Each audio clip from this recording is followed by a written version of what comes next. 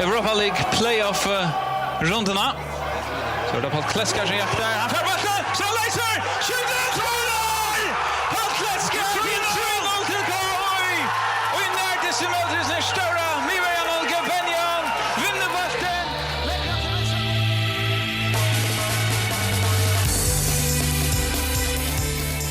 Gent in Belgium, Rasgrad in Bulgaria, Mostar, Bosnia, Borås in Sweden, Tiraspol in some renegade territory of Moldova, or Differdange in Luxembourg.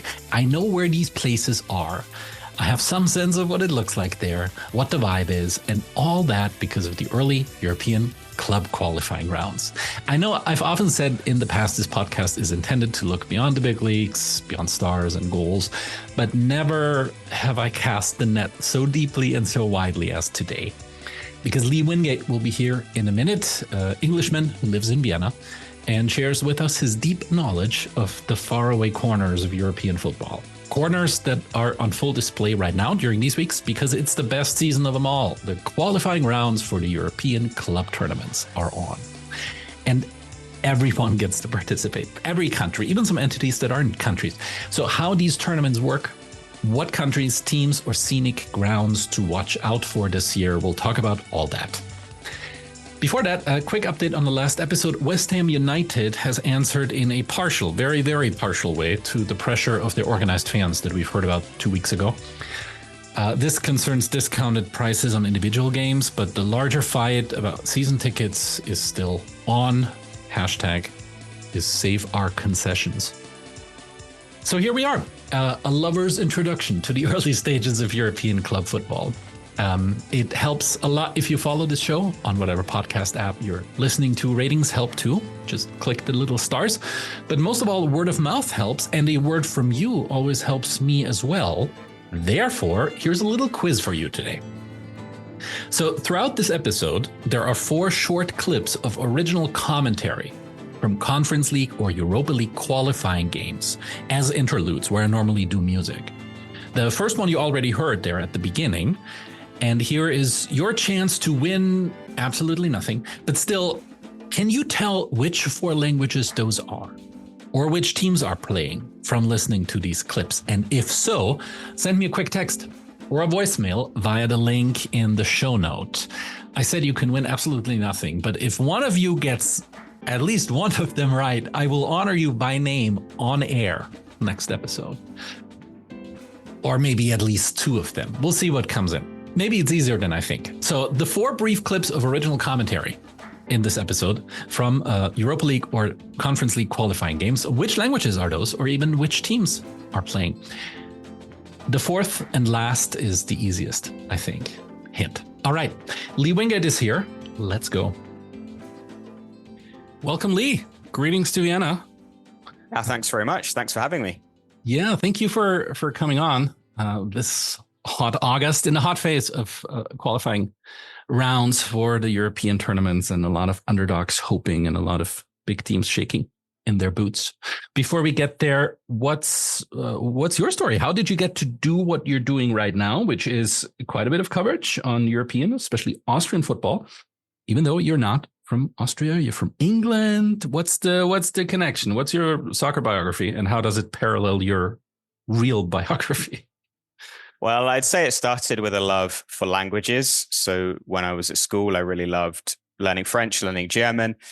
And I also went on to study those at university, spent some time in France and Germany and some other countries, and then trained as an interpreter. And from the training as a translator and an interpreter, I started to work on a project basically transcribing interviews from Euro 2012. And that was basically my gateway into football.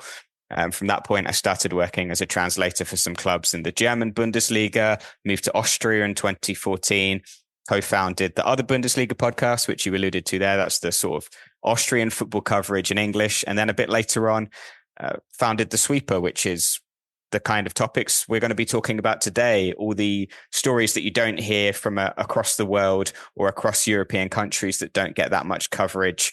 And that's sort of where I'm at now. And it's just been a really nice journey that I've been able to combine 2 things I love, languages and football. The Austrian league podcast is called The Other Bundesliga. For those who are not aware, the name of the Austrian league is the Bundesliga as well, same as the German one. So it's The Other Bundesliga. Do you have a club that you actively follow, either in England or in Austria or anywhere in between? I grew up as a Manchester United fan, but I think since I've moved here and have become so heavily involved in German and Austrian football, there's been quite a bit of separation from the Premier League, and I don't really like so much the direction that it's moving in.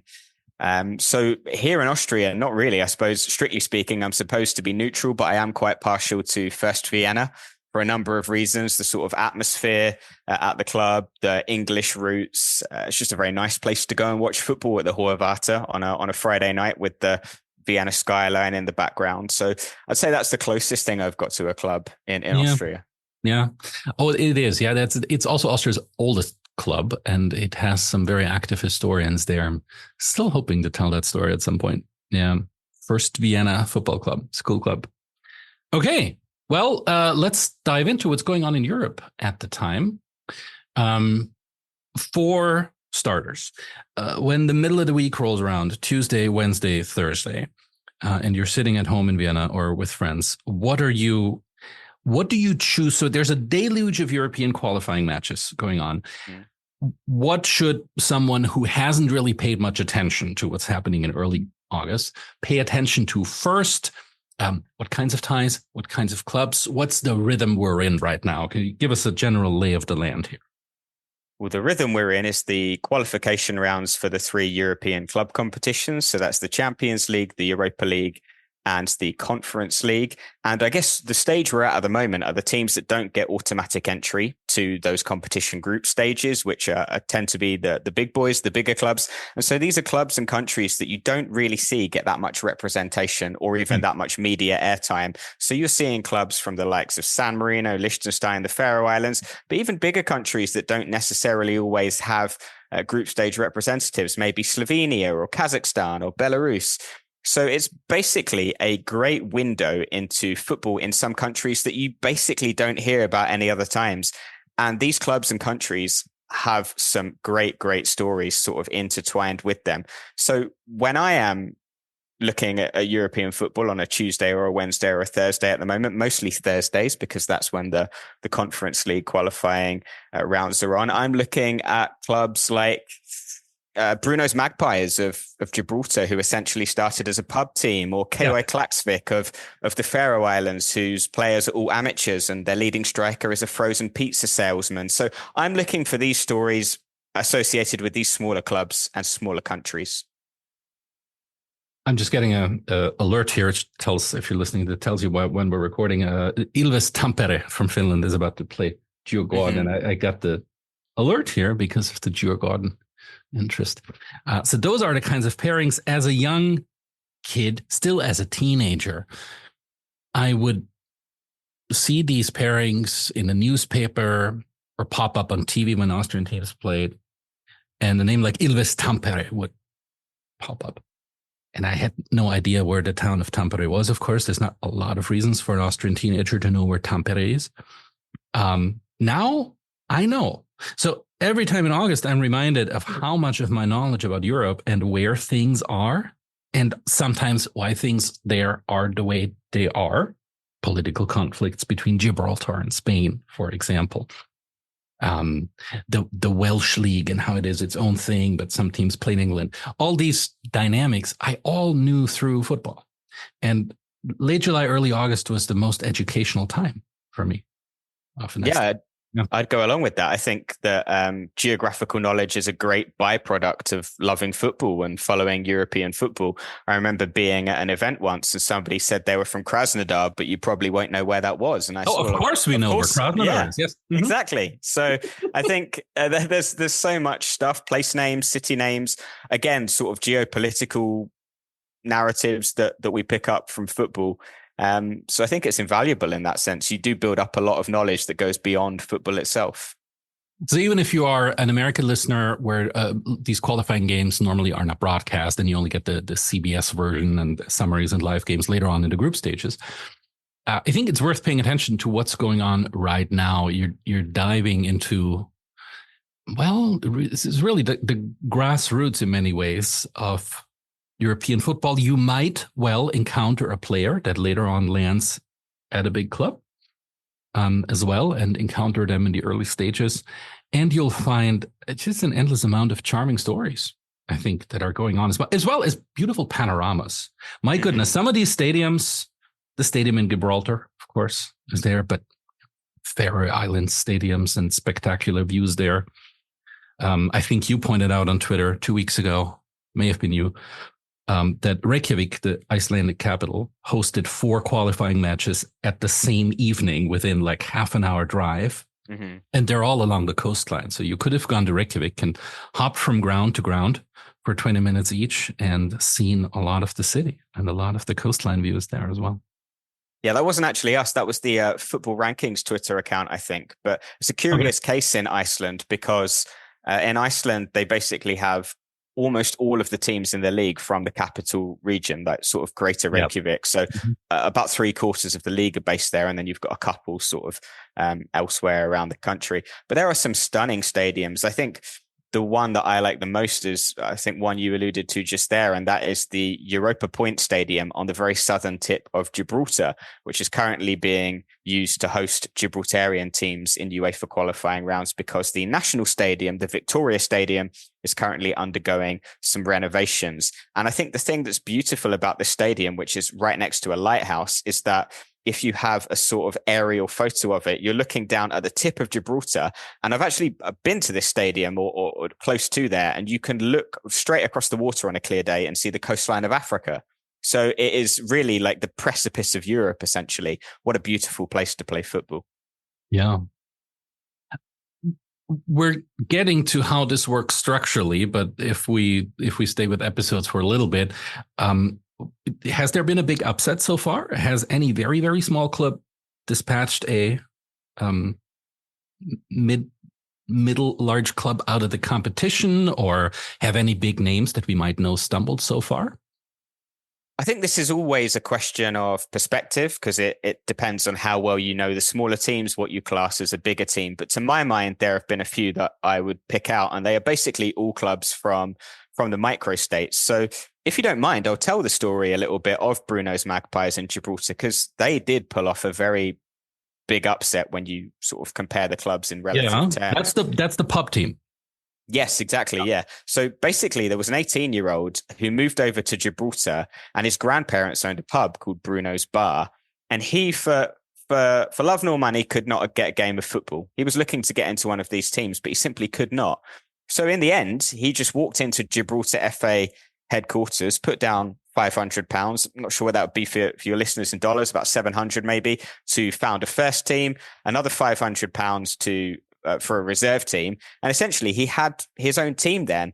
But by remarkable coincidence, this was the time that Gibraltar was pushing for UEFA membership, which they then managed to get in 2013. So suddenly he went from having a club founded in a pub to having a club that was actually involved in Gibraltar's football pyramid, and theoretically, potentially could then move up that and qualify for a European competition. And exactly that came to pass. And they've had a few goes now in the Conference League first qualifying round, but they've not managed to win a tie before until they were drawn against Derry City, who play in the Republic of Ireland, and they managed to knock them out. And for this club to go from essentially nothingness to being founded in a pub and being fully amateur, to go to beating a club that is historically one of the bigger ones in Ireland is an immense achievement. I'd pick out a couple of others, perhaps La Fiorita, a San Marino-based club. And they beat Islok of Belarus, and that was their first ever win in Europe at the 27th attempt. So that's a pretty big one. And in Andorra as well, Inter Club Descaldes beat Veles Mostar of Bosnia, I think 6-2 on aggregate. So some remarkable scorelines for some clubs that are really punching above their weight. Yes. And Mostar, that leads to another whole rabbit trail, the history of that city after the Yugoslavian war, and how the city is not just ethnically split, but also every ethnic group has its football club, more or less, that enters European competitions too. Fascinating. I have been following the Austrian teams a little bit more. I don't think the Ilves Tampere win is an upset, but the team that's now playing the Swedish team, Djurgården, kicked Austria Vienna, historically one of the big clubs in Austria, out of the tournament as well. So there's that too. Good. Yeah, I mean, Austria Vienna are one of those clubs that, if you're not familiar with the context of Austrian football, they have had serious financial problems in the last years. But historically speaking, as you say, one of the biggest clubs in the country. But what now tends to happen is, because of these financial problems, almost like clockwork, every year their license is rejected in the first instance, then they get it on appeal, and you sort of feel that they're just kind of limping along and just managing to stay on their feet. And in Europe recently, in the qualifying rounds, they've had some pretty poor results over the years. Yeah. Austria, Finland is not super close geographically. Do we have any very close geographical pairings from neighboring countries where away travel is easy? And do we have some pairings this season that are especially far apart? Which one do you want to start with first? Because I've got one for close and one for far. Yeah, close. Close. Not as close as in previous years is the short answer. The closest pairing that I could find was Budućnost Podgorica from Montenegro and CSKA 1948, which is a whole other story. This is a club from Sofia in Bulgaria, but they are separated by only 121 kilometers. So that's pretty close. Yes, that Bulgarian club is a new one to me this season. I don't know where they're coming from. So what essentially happened is CSKA Sofia, Bulgaria's record champions, went bankrupt in 2016. And what then happened is two new entities formed, essentially claiming to be the official successor to the original club. And they are the one that this particular club was started by fans because they didn't believe that the real successor was the real successor. And they climbed up the pyramid and are now playing in European football. So that's a whole other thing. CSKA, the former army club in Bulgaria. Similar story to Steaua Bucharest, right? Which has two successor teams as well. One is just called FCSB, and I think the fan-based one has never made it to Europe yet.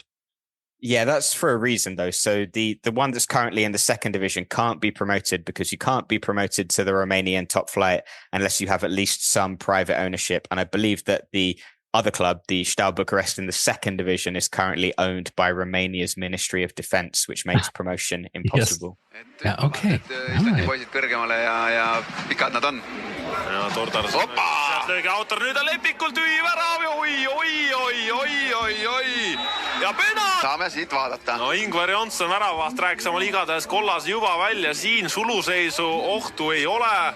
Ja no mis seal toimub, oi, kuidas mees jätab mängimise poole. And how far was the longest away travel? The longest one I found, it's only narrowly the longest one, but in the UEFA Conference League's second qualifying round, Ordubasi Shymkent, who are the Kazakh champions, from a very southern point of Kazakhstan, close to Uzbekistan, Tajikistan, a kind of place that you don't necessarily expect to be competing in a European competition. They played against Differdange, the Luxembourgish champions, and narrowly managed to get through. They lost 1-0 in Luxembourg, then won 4-3 in Kazakhstan and went through on penalties. But I guess the number you're looking for here is the distance. That was a round trip of close to 10,000 kilometers. So a huge distance for one game. Yes. And I can't translate it into miles, but it's a long way. Yeah, that's the whole 5/8 thing. So that's probably around about 6,250 miles, I'd say. Okay. Yeah, there you go. You've mentioned UEFA membership already. We should probably say that tournaments are hosted by the European Football Association, by UEFA, and the membership doesn't necessarily dovetail with nationhood. So there's some teams in there that aren't sent by a country, but have a local football association that is a UEFA member on its own. Great Britain in particular tends to mess this up. So Scotland sends its own teams. Northern Ireland does, Wales does. There's some crossover too. The case of Liechtenstein is a curious one, I think, where at least one club, Vaduz, plays in the Swiss league system and could qualify for Europe through the Swiss league. But there's also a Liechtensteinian league as well that can nominate too. San Marino has its own league, or are there any clubs there that play in the Italian system? There's one. Victor San Marino plays currently, I believe, in Serie D. Okay. But most of these teams, like, they have their own domestic qualification route. So in Liechtenstein, actually, if the Liechtenstein club, so FC Vaduz, were to finish top of the Swiss Super League, they cannot qualify through Europe, or at least until recently, they have not been able to qualify through Europe via the Swiss League. I believe it's still the case. And the way they do it is by Liechtenstein's Cup, which is a super interesting competition because it only has 7 teams in the entire country, which means that how do you make a cup out of that? Well, you invite the B and C teams along, of course, and then the winner goes into the Conference League qualifying rounds. And that's been one of the great stories of the Conference League for me. I was there in Vienna the night that they beat Rapid Vienna to get into the Conference League group stages, the first ever club from Liechtenstein to do that. So FC Vaduz is a super interesting one, and it's a super interesting and beautiful place to go and watch football. You mentioned before wonderful panoramas, the Rheinparkstadion right on the River Rhine on the border with Switzerland and Liechtenstein is a great, great place to go and watch football. So I'd have to give that a shout out to any ground hoppers among your listeners. Yeah, no, beautiful little country in general. Yeah. So that's UEFA membership. Then we have 3 competitions now in the UEFA system that you can qualify for through the national leagues. Champions League, the most well-known one. Then the Europa League, and new-ish, the Conference League. So we'll go through a little bit of how you qualify for each of these. It should be said that there have always been 3, or for a long time, been 3 European competitions. It was the Champions League, then it was the UEFA Cup, the kind of forerunner of what is now the Europa League, if you will, and the Cup Winners' Cup, a tournament only for those who win their national cup. And the Cup Winners' Cup was terminated, folded into the UEFA Cup, became the Europa League. Then it was just 2 tournaments for a while. And then they added a third one, the Conference League. And these 3 interact with each other in some semi-complicated ways. So first of all, Champions League qualifier. Who gets to play in those qualifying rounds? Not in the sense of a long list of clubs, but how do you get into this? If I'm a team in Sweden, if I'm a team in,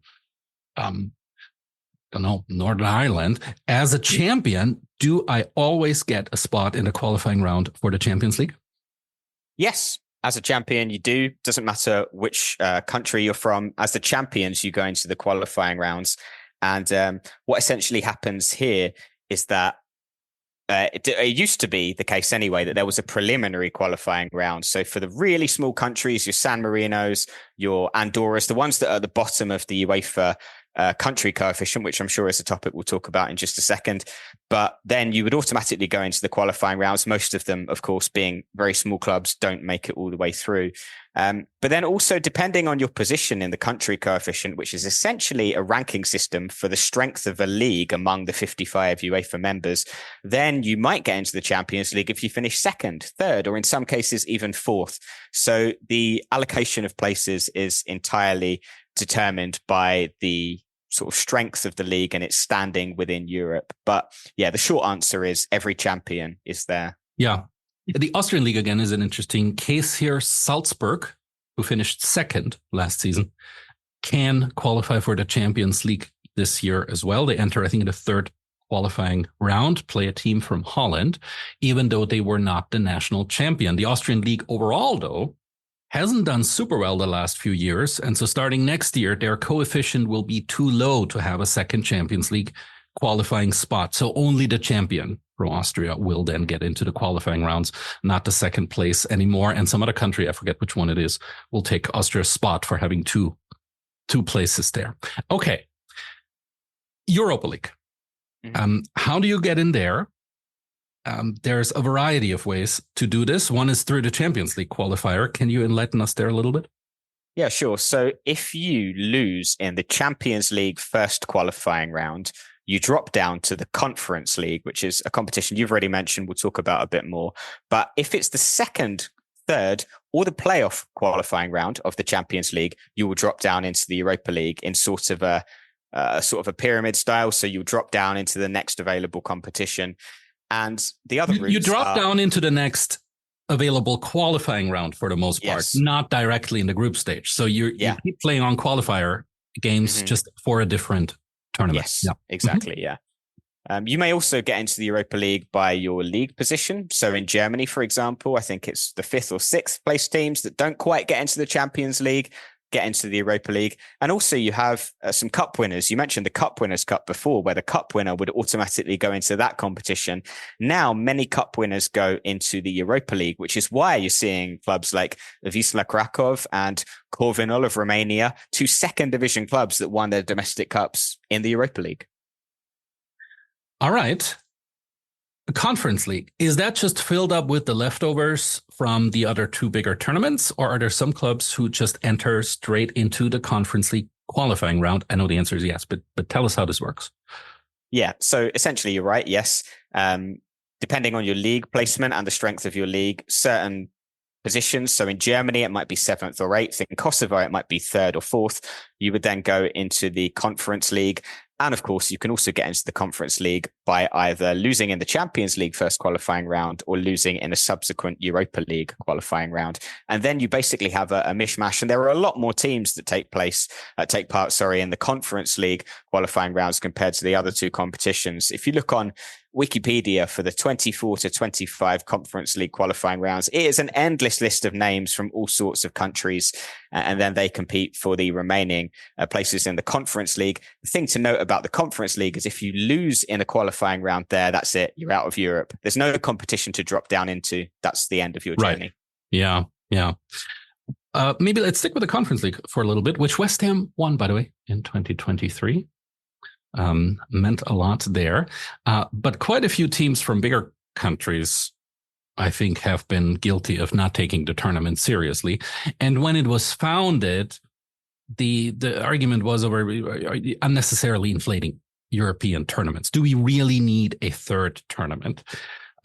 For me, the Conference League has turned out to be my favorite European tournament. It gives me views into clubs and countries that I don't normally have access to. Quite a few big names with big histories in there regularly, and interesting pairings that aren't always the same big teams that you would get in the Champions League. What's your take on that, on the Conference League?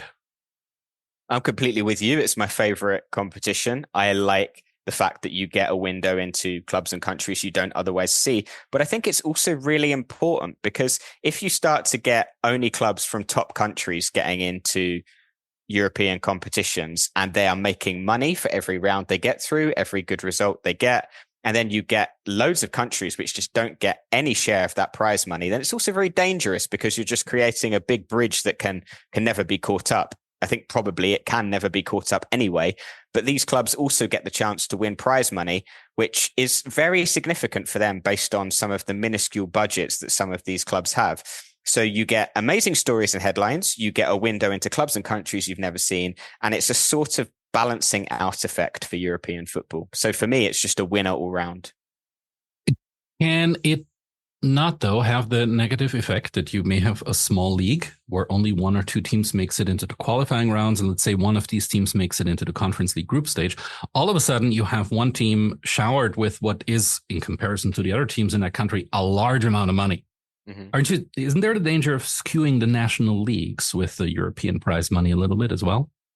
That's a very good question and a very good point. So the short answer is yes, and theoretically there is. But I'd use the Faroe Islands as an example there because Quali were the sensation of last season. First ever Faroese club to get into the Conference League group stages. Along the way, they beat the champions of Sweden, of Hungary, in one leg the champions of Norway. They then became the first Faroese club to win a group stage game.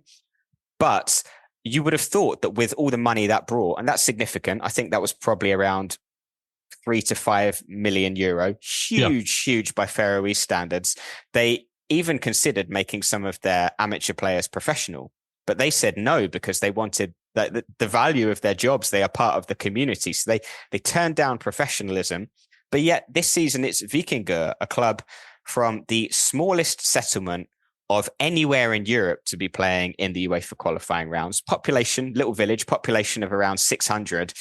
They are currently top of the Faroese League.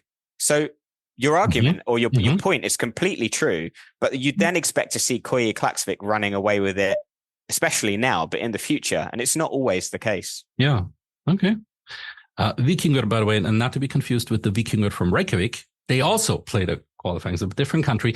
Faroe Island, by the way, is also one of these examples. They are not their own country. It's a part of Denmark, but it has its own football association and its own league system. So that's why they get to play. Butean je spodnesel Iličić ali Carević, Iličić, brani Carević, gola vodstva Maribora.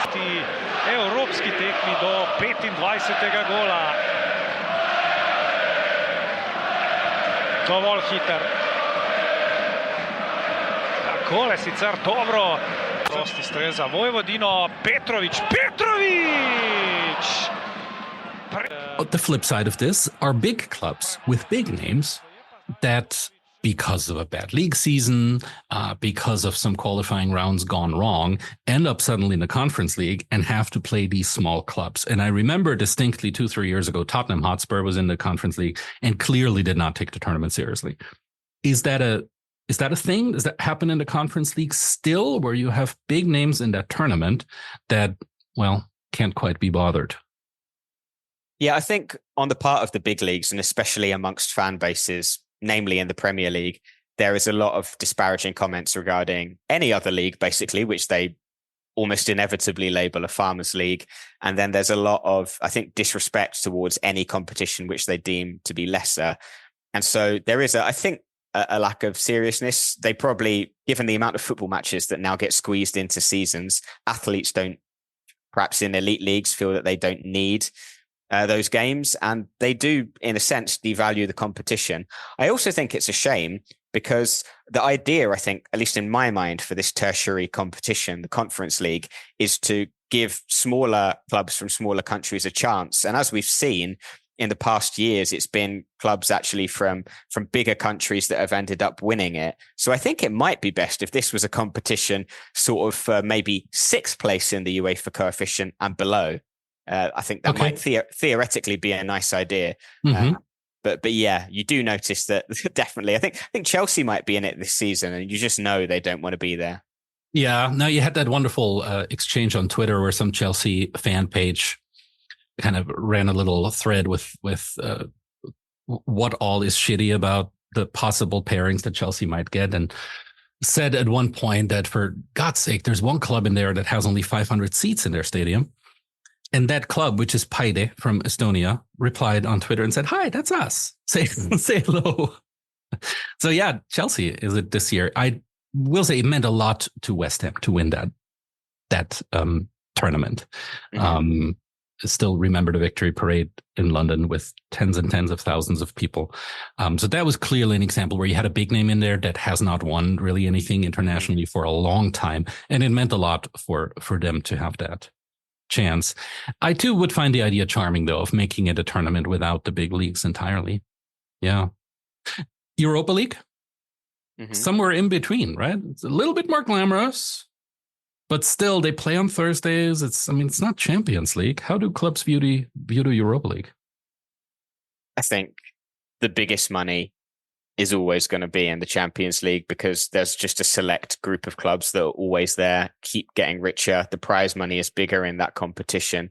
But I wonder personally if the Europa League has a slightly higher standing now that there are 3 competitions, because previously the Europa League was the bottom one, the Champions League was the top one, and there was no in between. Yeah. But now maybe there's a little bit more prestige. Of course, they are still playing on Thursdays. I think people have in their minds, football fans, the big games are on Tuesdays and Wednesdays. Mm-hmm. Why does the Champions League as one competition get 2 days and the other 2 competitions get squeezed into 1 day? Yeah, that's always the thing with Thursday, especially that Thursday, 8:30 slot or 9 o'clock slot, which for me is around 3 o'clock in the afternoon. So many interesting pairings to watch. You can't quite decide what you want to put on the screen. It's all crammed into Thursday. Yeah. Mm-hmm. Yeah. So Thursdays are busy. And especially if you have countries like Kazakhstan taking place European time, you can get a game that starts at 4 o'clock. So for you guys, that's in the morning because of the time window. I think, obviously Russia is currently banned from UEFA because of the invasion of Ukraine. But if you take into account all of the time windows in UEFA from Vladivostok in the east of Russia to Santa Clara, which is in the Azores, a chain of Portuguese islands in the middle of the Atlantic. That's about an 11-hour time difference. So European football is very broad, and you can get very long Thursdays because of it. Yeah. We've talked about geographically far apart pairings already. Then there's close ones, and then there's always the politically heated ones as well. You mentioned Russia is banned right now, but there are also a few pairings of clubs from countries that are not allowed to happen, if at all possible, according to UEFA rules. Teams from Armenia and Azerbaijan may not play each other because of state of war between the countries. Gibraltar may not play teams from Spain. Spain still has claims on Gibraltar. The Kosovo teams may not play against Bosnia and Serbia and Russia. And Ukrainian teams right now may not play against teams from Belarus, and Russia is banned all the way anyways. Isn't there the potential for some of these pairings to heat up political tensions as well in Europe, rather than display unity through football, but actually hardening tensions that already exist through football? I think so. I mean, if you look at the recent example of Gibraltar and Spain, so Gibraltar has been under British rule since, I think, the 17th century, and that is hotly contested by Spain. It's a small enclave of around 6 kilometers squared at the foot of Spain. And you saw after the Euro final between Spain and England that some of the Spanish players, I think Rodri was one of them and Alvaro Morata was the other, were chanting Gibraltar is Spanish, and they were subsequently given a 1-match ban by UEFA for that.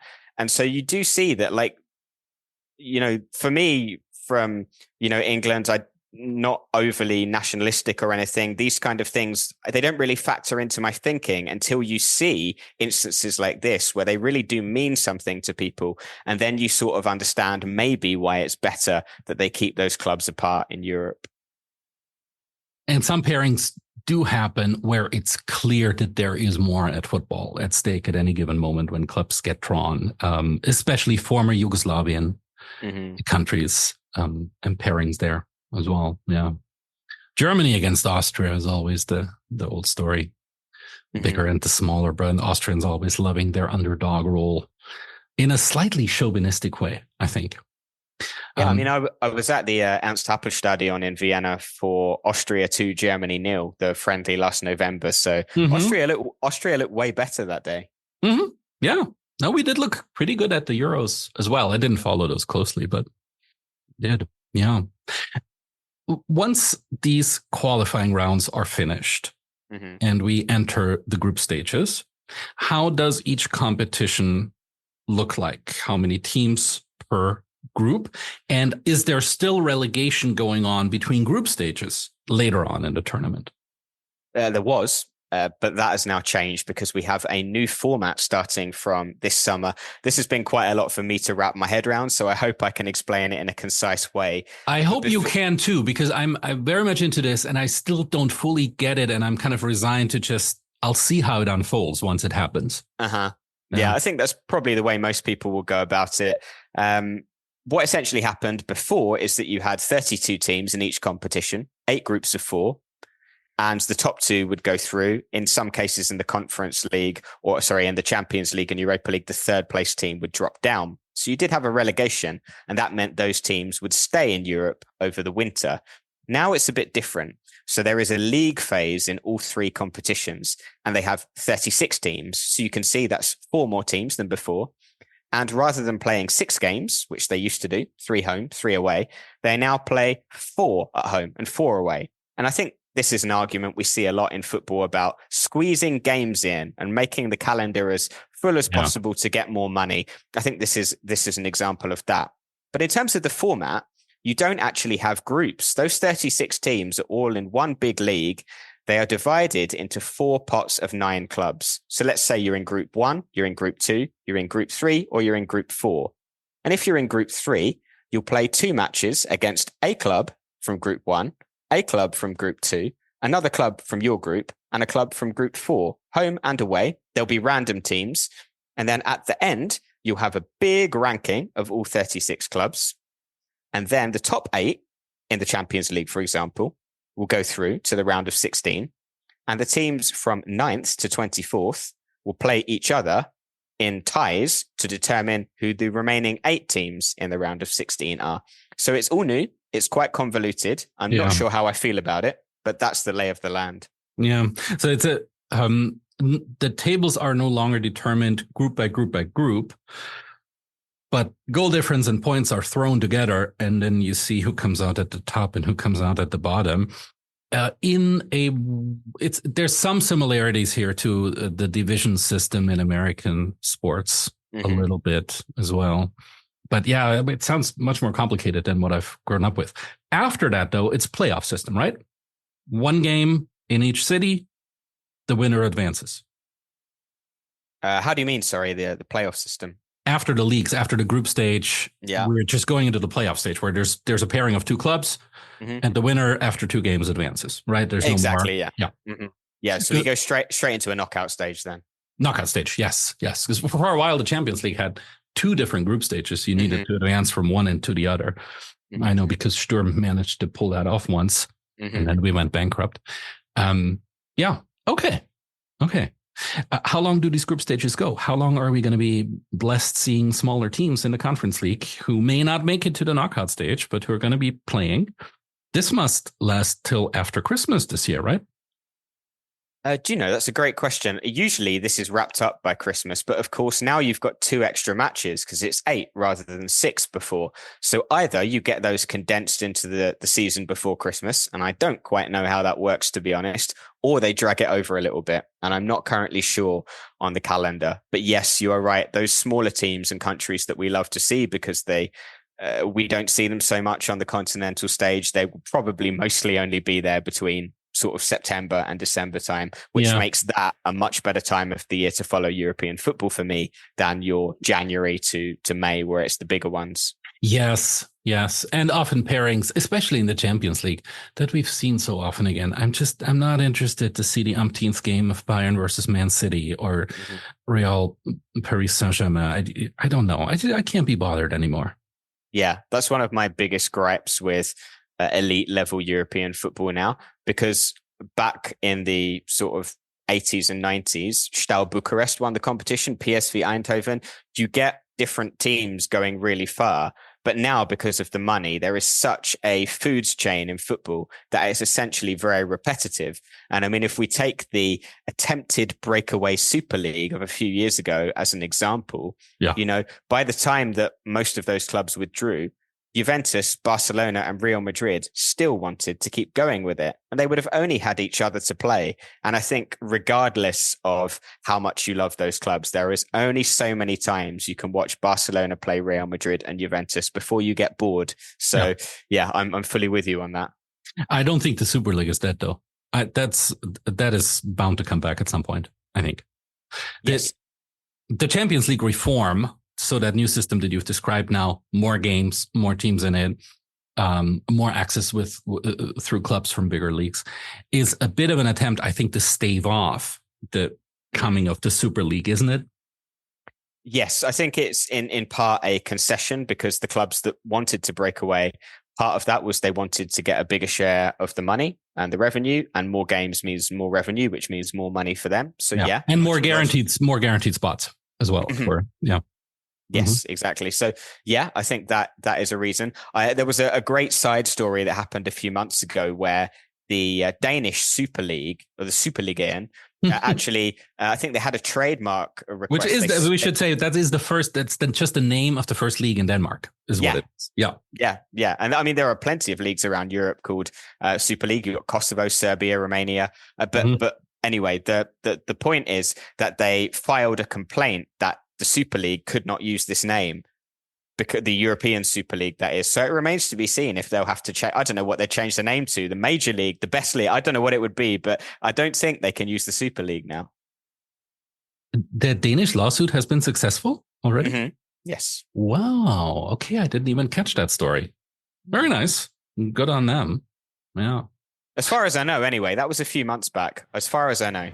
Aktívan kombinálnak ők itt a jobb oldalvonal mellett. Simic középre is vezet Semedo góljával az Omonia Nikózia.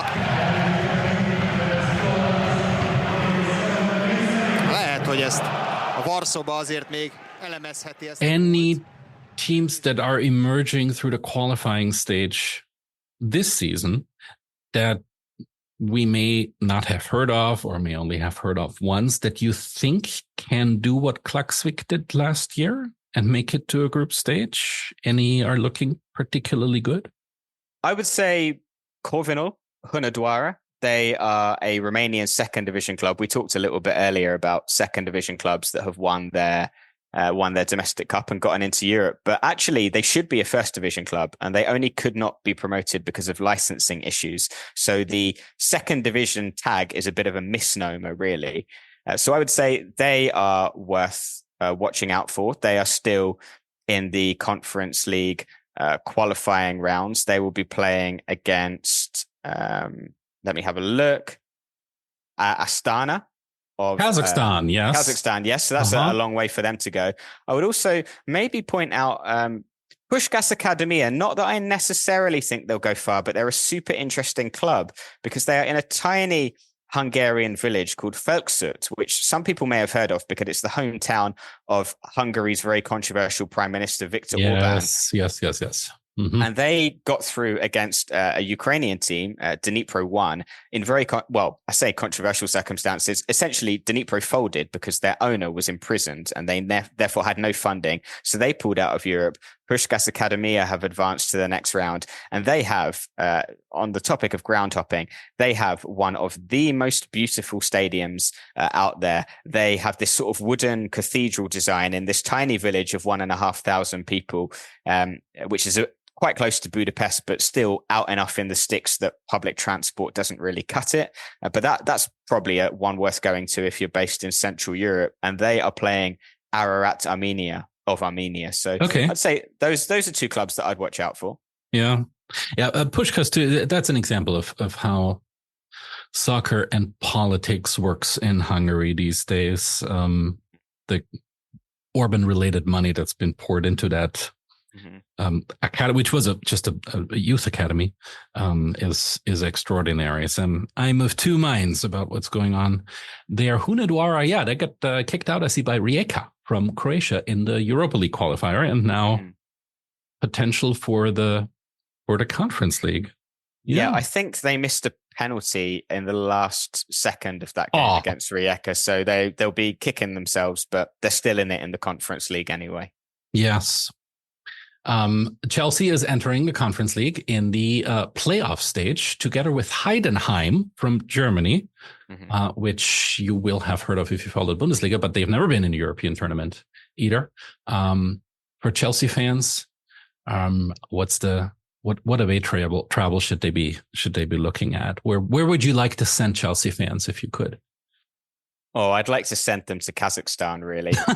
There's such arrogance among Premier League fans about the superiority of the league. Send them somewhere really far away. Sabah in Azerbaijan, maybe. Astana, maybe send them up to Iceland if there are any Icelandic clubs. Or we could even send them to Sheriff Tiraspol, who are from a sort of breakaway state or breakaway republic that has formed within Moldova called Transnistria. They've dominated Moldovan football until this year, when another club won it. But yeah, I'd like to see, this is the great thing about the Conference League. If you love travel, you love ground hopping, and you're interested by new places and geography, it's wonderful because there are so many places that, you look at a map of the Champions League teams, they're all in Western Europe and they're all in big cities. Yeah. Whereas here, you look at the geographical spread, you've got clubs in breakaway republics, you've got clubs who actually play in another country, you've got clubs 10,000 kilometers away, 5,000 kilometers away rather. So you've just got such a great spread of clubs, and that's another perk of the Conference League. Yeah.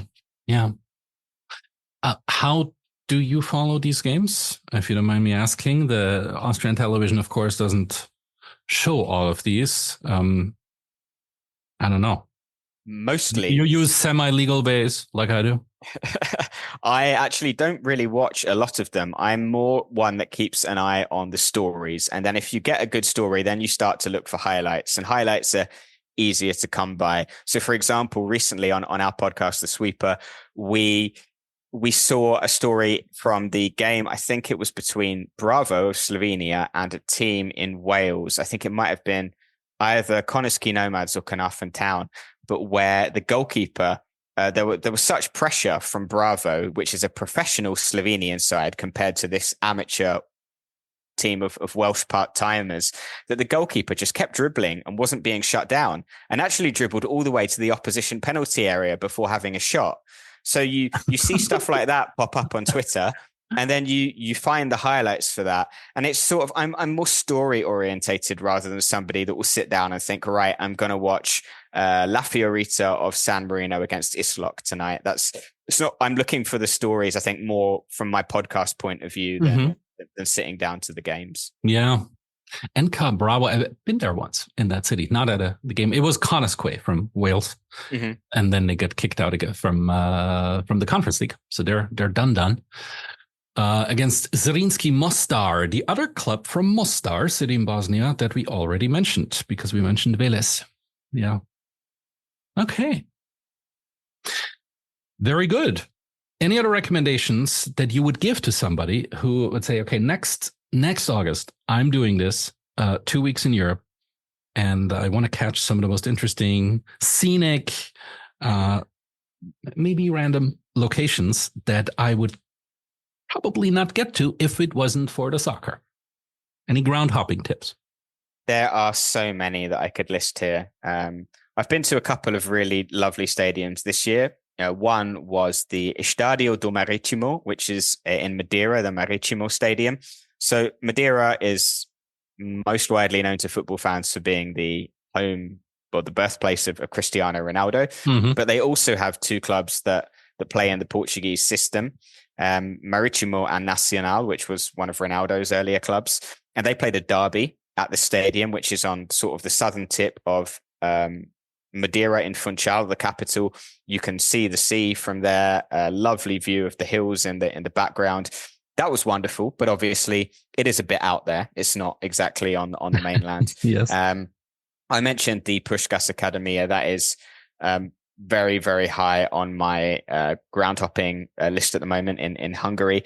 I think it's called the Pancha Arena, but top of them all, I would say, is the Faroe Islands, where some of the scenery is insane. There's one stadium in Tórshavn, which is the capital, which is actually shared by two clubs, Habi and B36. And you might have heard plenty, if you follow Italian football, you know that ground shares are actually fairly common. But what I really like about the ground shares in the Faroe Islands is that they've literally painted one stand in Habi colours and one stand in B36 colours. So it looks like two halves of a stadium that have just been put together. And I think that's quite special. If you're looking for stadiums with quirky geographical features, which is something we talk about on the Sweeper a lot, in Serbia, in the second division, in Belgrade, there's a club called Voždovac, and their stadium is built on the roof of a shopping mall. So you buy your tickets in the mall, and then you go upstairs, and the pitch is on the roof. That's one I'd also like to go to. And you've also got the highest altitude football stadium in Europe, the home of amateur club FC Gaspon in Switzerland. And it's 2,000 meters above sea level. And you have to get 2 cable cars to get there. Won't make it to the Conference League qualifiers though, huh? No, sadly not anytime soon. Yeah. No, if you're just looking at Conference League ones, then there's so many out there. It's hard to give you a concise list. And also, we don't know who will be in the Conference League next summer. Right. Always new names to watch out for there as well. It is, I think, the funnest time of the season. The early season. It's kind of an immersive travel through Europe. If you pick out just 2 or 3 clubs and try to follow their journey a little bit, I'm sure you will find out things that you would never learn from a travel guide or from watching the big teams that you might be otherwise following. The Sweeper is a great avenue to do that as well. You want to listen in? That's the podcast that you are doing. Comes out every week. We just had a frequency change, actually, because it is, I tell you, it's a lot of research. It's very research heavy when you're using Google Translate for a lot of countries. We were doing a segment about Greenland recently. It's the shortest football season in the world. It lasts 1 week. And to get information from there in a mixture of Greenlandic or Danish, incredibly time consuming. So we've changed from, weekly to fortnightly, but every second Wednesday. And we basically like to shine a light on all of the kind of things we've talked about today, but also, other parts of the world. We talked about Tonga on our last episode because somebody in Utah has just sold his pottery studio to move to Tonga. He's got Tongan ancestry in the hope that he can play for them in the World Cup qualifiers. So we're very broad, and we just like to tell the football stories that you won't hear elsewhere. And we're on all the usual places like your podcast. We're on Spotify, Apple, and everywhere where you get your pods. Yeah. Give it a try if you haven't already. Thank you so much. Did we forget anything to make people Conference League ready and Europa League ready this year?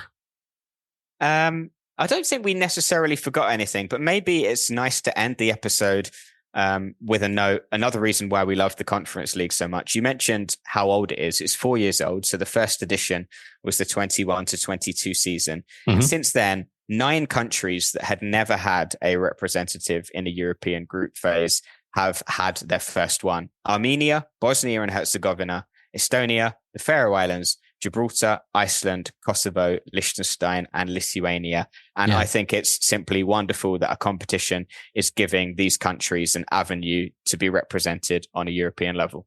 It is. Absolutely. Yeah. And heightens the visibility for us as well, who might otherwise not catch a glimpse or have to use Google Translate for all kinds of stories. Yeah. Great. Absolutely. Great. Thank you so much, Lee. Thank you so much for having me on. It was a nice chat. Thank you. I'll be watching and invite you to, even if your glance at European soccer so far is just cursory, or maybe you've come in through the Premier League. That may only be a gateway drug. There is much, much more to be discovered out there. Thank you for sharing. Thanks very much. And be well.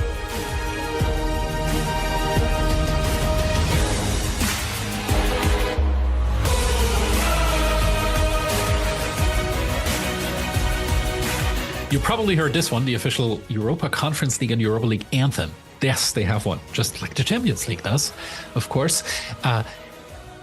2 weeks from now, a English language premiere happens that you should not miss. Alina Schwärmer is with us. She has authored the book Futopia, combination of football and utopia, subtitle Ideas for a Better Football World. And it's a path-breaking volume on over 400 pages, but it's only in German. It hasn't been translated into English yet. So this is your chance to hear her thoughts for the first time in English. The book goes well beyond the critiques of what the current system is missing. Well beyond solutions like 50+1 or a football regulator, and into envisioning different systems in which the game can be played. Central to that is we'll be doing some hard thinking about how competition and our idea of connecting success and emotions has to do not just with football, but with capitalism and with the problems that capitalism and football in combination have created. So it's a systemic questioning as well as a utopian re-envisioning of how the game might work. Not one pat solution, but many utopian worlds. Tune in. Your one chance, Alina Schwärmer, in English 2 weeks from now. Until then, be well.